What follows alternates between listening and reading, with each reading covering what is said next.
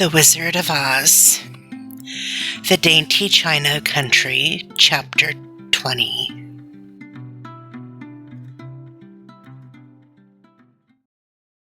While the Tin Woodman was making a ladder from wood, which he had found in the forest, Dorothy lay down and slept, for she was tired by the long walk. The lion also curled himself up to sleep, and Toto lay beside him. The Scarecrow watched the woodman while he worked, and said to him, "I cannot think why this wall is here, nor what it is made of." "Rest your brains and do not worry about the wall," replied the woodman. "When we have climbed over it, we shall know what is on the other side." After a time, the ladder was finished. It looked clumsy, but the Tin Woodman was sure it was strong and would answer their purpose. The Scarecrow waked Dorothy and the lion and Toto, and told them that the ladder was ready. The Scarecrow climbed up the ladder first, but he was so awkward that Dorothy had to follow close behind and keep him from falling off. When he got his head over the top of the wall, the Scarecrow said, "Oh my!" "Go on," exclaimed Dorothy. So the Scarecrow climbed farther up and sat down on the top of the wall, and Dorothy put her head over and cried, "Oh my!" just as the Scarecrow had done.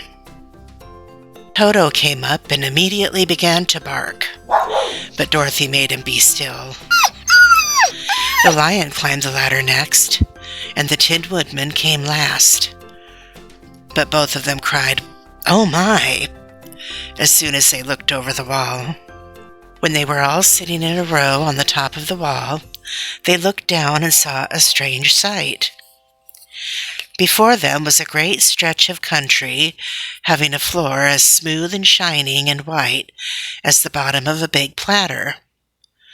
Scattered around were many houses made entirely of china and painted in the brightest colors. These houses were quite small, the biggest of them reaching only as high as Dorothy's waist.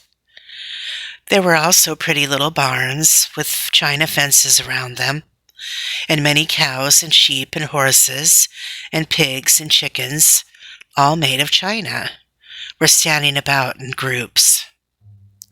But the strangest of all were the people who lived in this queer country.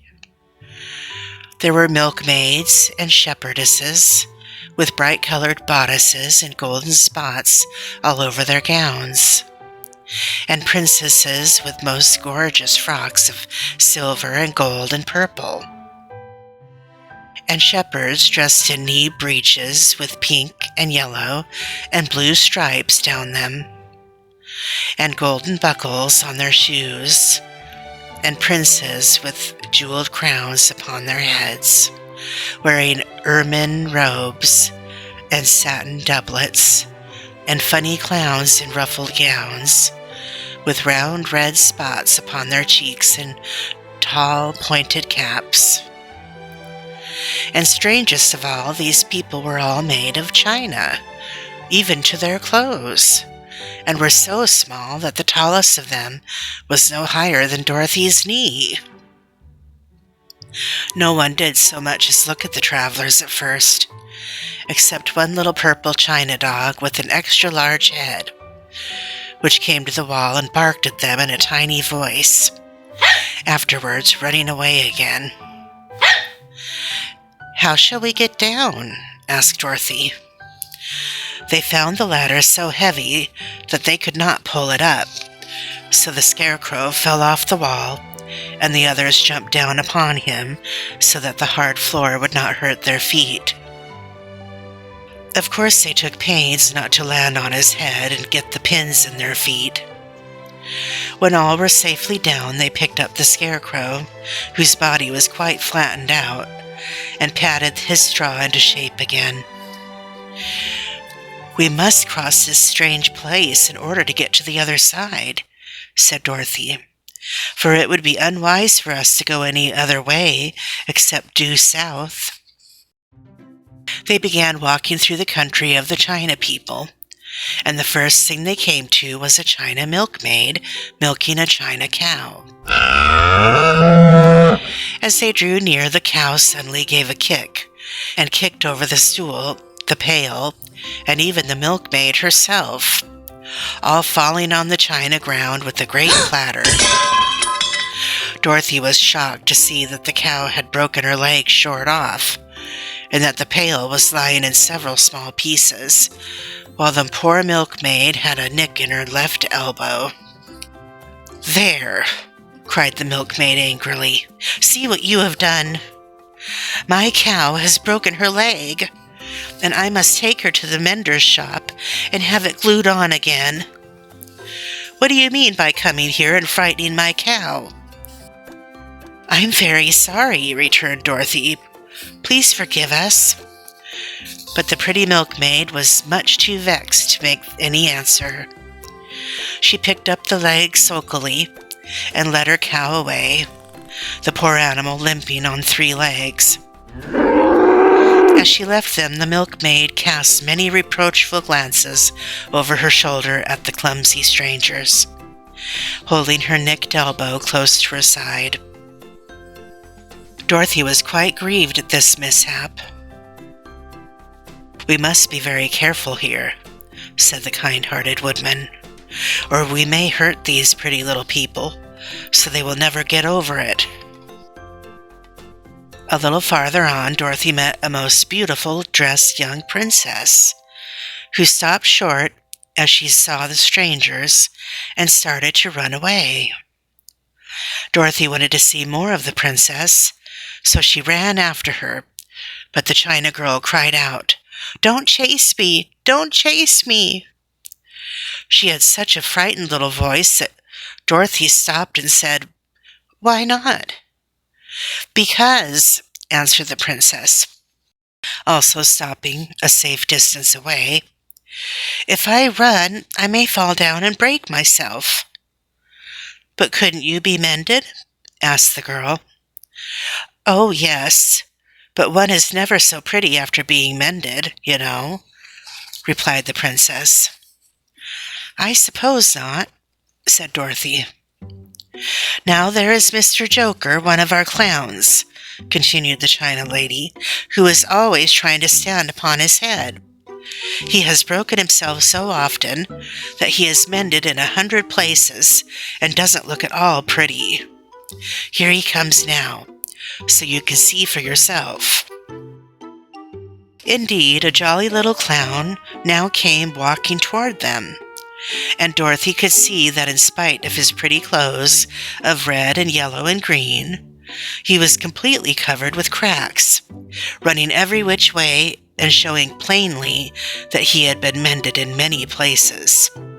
The clown put his hands in his pockets, and after puffing out his cheeks and nodding his head at them saucily, he said, "My lady fair, why do you stare at poor old Mr. Joker?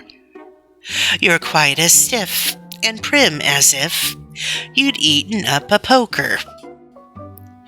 "Be quiet, sir," said the princess. "Can't you see these are strangers and should be treated with respect?" "Well, that's respect, I expect," declared the clown, and immediately stood upon his head. "Don't mind Mr. Joker," said the princess to Dorothy. "He is considerably cracked in his head, and that makes him foolish." "Oh, I don't mind him a bit," said Dorothy. "But you are so beautiful," she continued, "that I am sure I could love you dearly. Won't you let me carry you back to Kansas and stand you on Aunt Em's mantel shelf?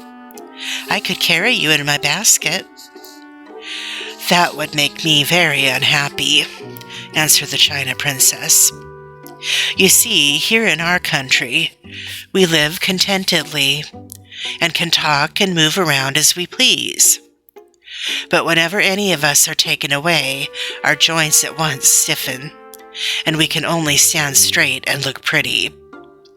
Of course, that is all that is expected of us when we are on mantel shelves and cabinets and drawing-room tables. but our lives are much pleasanter here in our own country." "I would not make you unhappy for all the world," exclaimed Dorothy. "So I'll just say goodbye." "Goodbye," replied the princess. They walked carefully through the China country. The little animals and all the people scampered out of their way, fearing the strangers would break them. And after an hour or so, the travelers reached the other side of the country and came to another China wall.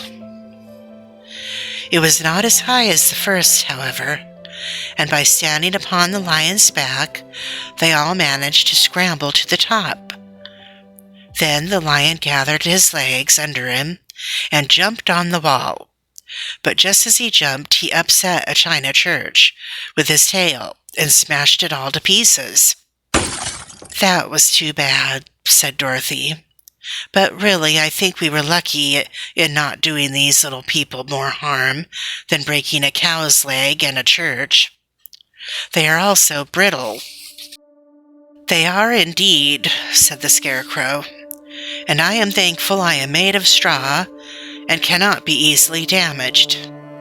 There are worse things in the world than being a scarecrow."